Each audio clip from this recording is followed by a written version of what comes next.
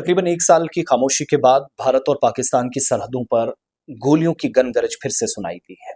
वो सरहद जो ऑपरेशन सिंदूर के बाद खामोश थी, फिर छोटे हथियारों का इस्तेमाल हुआ है। फौज के ऑफिशियल वर्जन का इंतजार है, लेकिन हमने जो मकामी ज़राए से सरहद के करीब रहने वाले लोगों से पूछा, हमारे जानकार जो हैं, तो पता चला कि 10 बजे के आसपास फायरिंग का वाकया पहला पेश आया और तकरीबन 2 ढाई घंटे तक ये सिलसिला चलता रहा। अब फायरिंग के इस इंसिडेंट में किसी तरह के जानी या माली नुकसान की कोई इतला नहीं, लेकिन माजी में, पास्ट में जब भी हमने देखा तो एक चीज तो समझ आई कि दरअंदाजी की कोशिशें सरहद पार से होती रही हैं।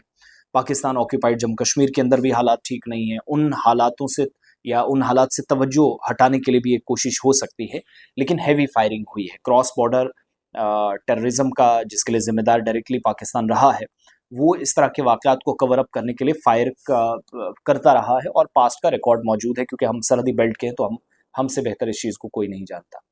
अब हुआ ये है कि रात 10 बजे के आसपास, साढ़े 10 बजे और 10 बजे के दरमियान ये सारा वाक़या पेश आया।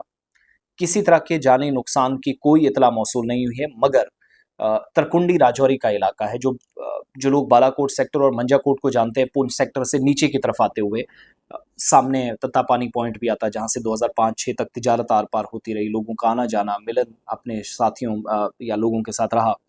उस इलाके में भी और ऑपरेशन सिंदूर में, जहाँ पर मुरीदके के अंदर, भावलपुर के अंदर, पीओजेके के मुख्तलिफ इलाकों में और पाकिस्तान ऑक्यूपाइड जम्मू कश्मीर के अलावा पाकिस्तान में होने वाले हमलों का एक असर ऑपरेशन सिंदूर में 6 और 7 मई के दरमियानी शब को भारतीय फिजाइया की तरफ से देखा था। उसके बाद ये पहला इस तरह का मौका है, फर्स्ट चांस के सरहद के आर पार फायरिंग हुई है। डरने घबराने की ज़रूरत बिल्कुल नहीं है। सरहदी इलाकों में उल्टी सीधी खबरों से खौफ भी फैलता है कि कोई बड़ी तैयारी चल रही है। जब तैयारी होती है तो हमें मालूम नहीं है। हम 7 मई 2025 को भी मॉक ड्रिल की तैयारियां कर रहे थे, 6 की दरमियानी शब को हमला हो गया था।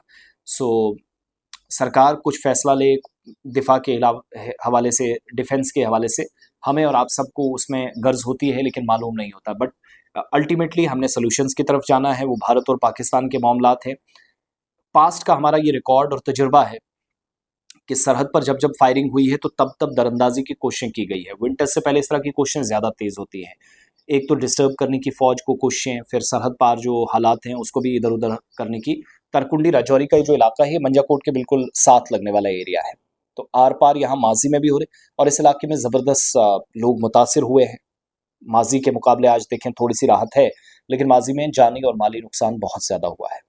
केरन से लेकर नौगाम से लेकर राजौरी, पुंछ, सावजियां, शाहपुर तक, और देगवार सेक्टर से लेकर राजौरी के मंजाकोट और इन एरियाज तक, इंटरनेशनल बॉर्डर से एलओसी तक अलर्ट है।